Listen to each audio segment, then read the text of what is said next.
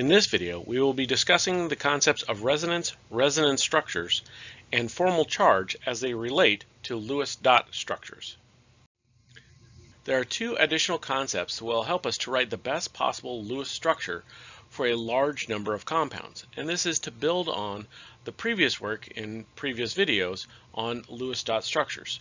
These concepts are resonance, which is used when two or more valid Lewis structures can be drawn for the same compound, and formal charge, which is an electron bookkeeping system that allows us to discriminate between alternative Lewis structures.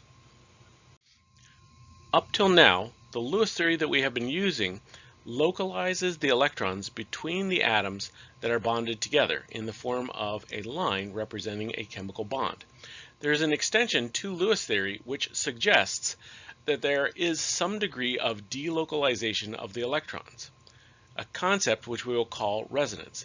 Delocalization is when an electron is not necessarily located between the two atoms, but instead can be found spread amongst more than two, typically three or more different atoms.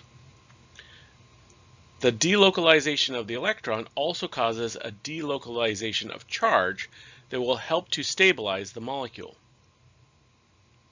When there is more than one Lewis structure for a molecule that differ only in the position where the electrons are, they are called resonance structures.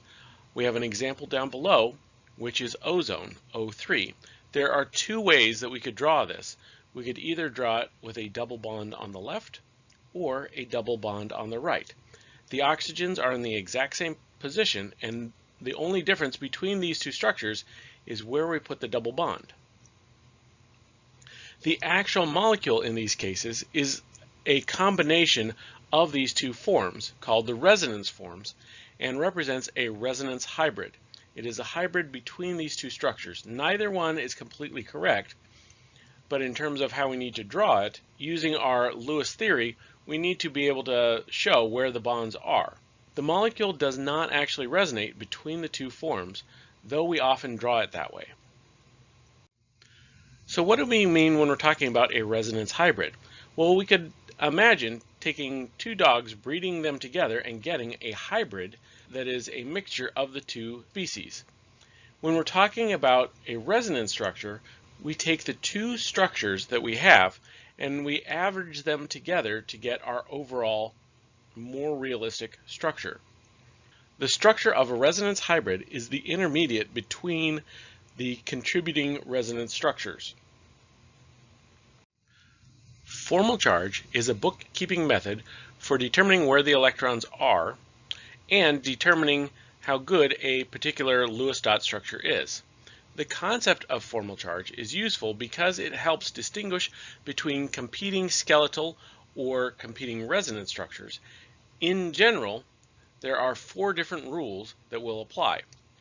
The sum of all the formal charges in a neutral molecule must be zero. The sum of all the formal charges in an ion must equal the charge on the ion.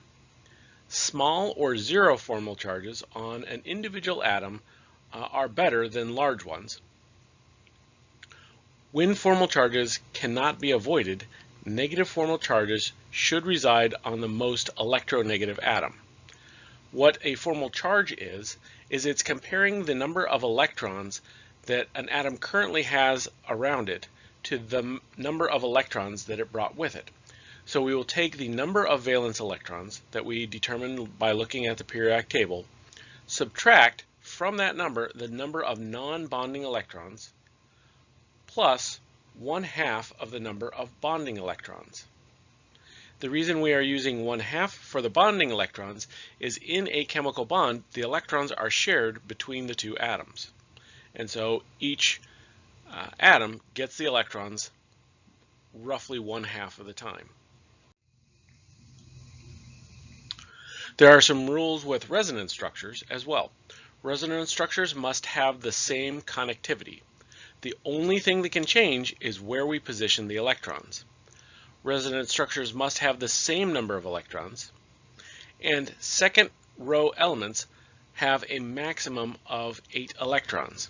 We cannot put more than 8 electrons attached to anything that's in the second row. This includes both bonding and non-bonding electrons. If we move down to the third row, we have an expanded octet, meaning that those elements in the third row or below can have more than 8 electrons. In resonance structures, the formal charge must total to the same value. The better structure, when we're looking at different resonance structures, is the one that has fewer formal charges. And the better structure will have smaller formal charges. Better structures have negative formal charges on the more electronegative atom. Let's now look at an example that uses both the concepts of formal charge and resonance structure to determine the optimum Lewis structure. So we're going to be looking at NO2-. So first thing we need to do is determine the total number of electrons that we're working with. We have a nitrogen. Nitrogen has 5 valence electrons. Then we have oxygen. Oxygen has 6, but we have 2 of them. And we also have a negative charge here on our molecule. So our charge will add 1 to our total number of electrons. Adding everything together, we get a total of 18 electrons. We'll place our leftmost atom first, that would be our nitrogen, and then bond everything else to it. We bonded our 2 oxygens together. We used up a total of 4 electrons to do so. We have a total of 14 electrons left to place. We place them around the more electronegative atoms on the outside first. 1, 2, 3, 4, 5, 6, 7, 8, 9, 10, 11, 12. We have 2 atoms left to place, so we will put those on the nitrogen.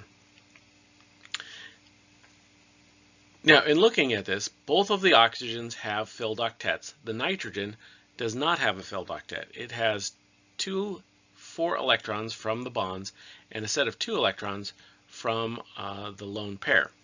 We can now look at our formal charge.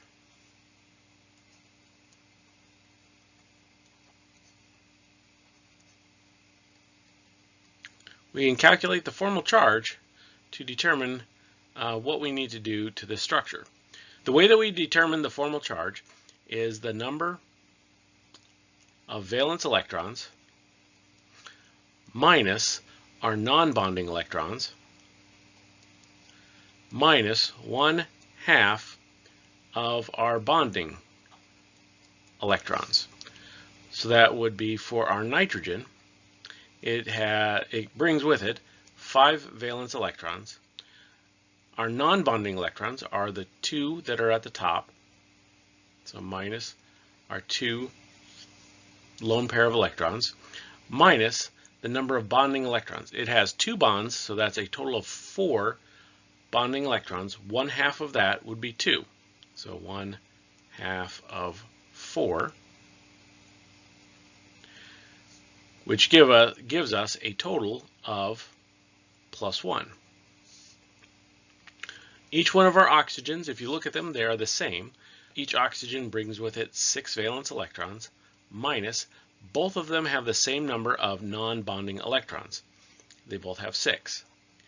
And both of them have 2 bonding electrons, so 1/2 of 2 would give us a -1 for each.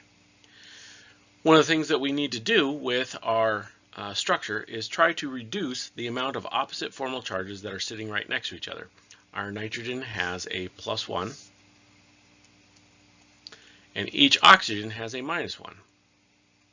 A way to get rid of opposite formal charges is to take 2 of the electrons from an atom that has a negative formal charge on it and move those into a bond with the atom that has a positive formal charge. So we will take these 2 electrons here and use them to make a bond. So in doing so, what we would now have is erasing these 2 electrons and making an additional bond. We can now recalculate our formal charge. So the formal charge for the nitrogen, we still have 2 valence electrons. We need to recalculate the rest. We still have 2 non-bonding electrons, but now we're going to take 1/2 times our bonding electrons.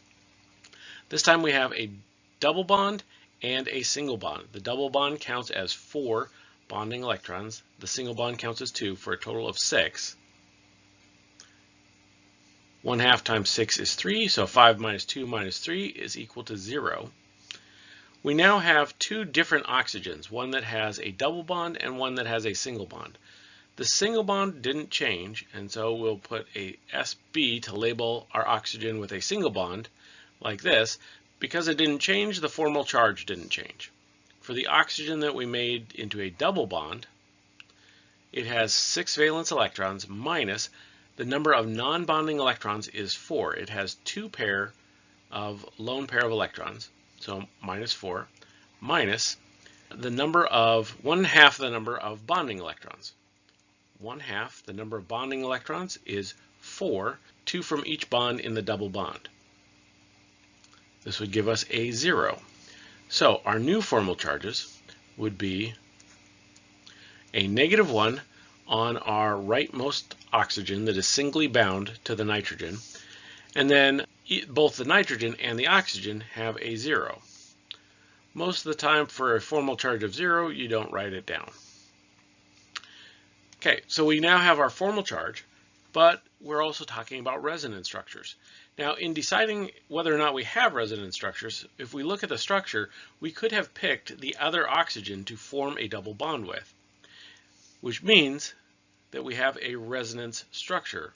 The other resonance structure is the one in which we selected the other oxygen to have the double bond.